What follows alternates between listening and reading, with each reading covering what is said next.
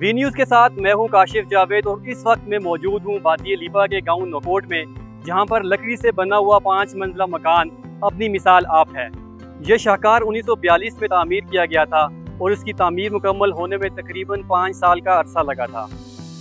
इस मकान की सबसे नुमायाँ खुसूसियत यह है कि इसकी तामीर में सिर्फ लकड़ी का इस्तेमाल किया गया है।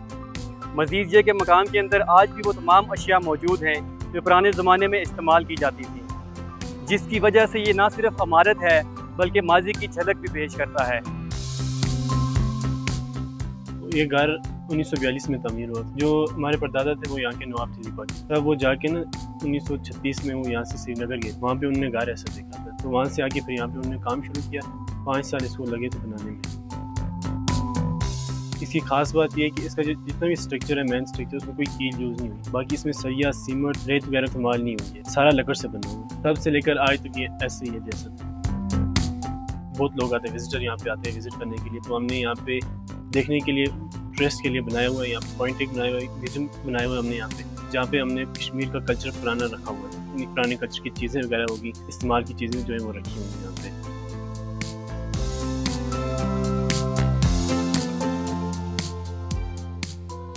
ये तारीखी मकान देखने आया हूँ जो कई साल पुराना है, और इसकी ख़ास बात यह है कि इसमें कोई कील और सीमेंट का इस्तेमाल नहीं हुआ।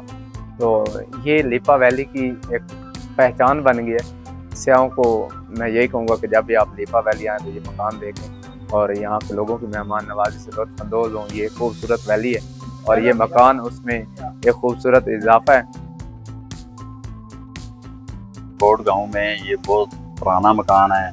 यहाँ तकरीबन जो है ना, इसको 80 साल गुजर चुके हैं। यहाँ काफ़ी स्याह लोग आते हैं और ये 80 साल पुराना मकान है ये। और स्याह की बड़ी कोशिश होती है कि इस मकान तक आकर पहुँचें और यहाँ देखें। ये पुरानी चीज़ें पड़ी हुई हैं जितनी भी हैं, ये 80 साल पुरानी हैं।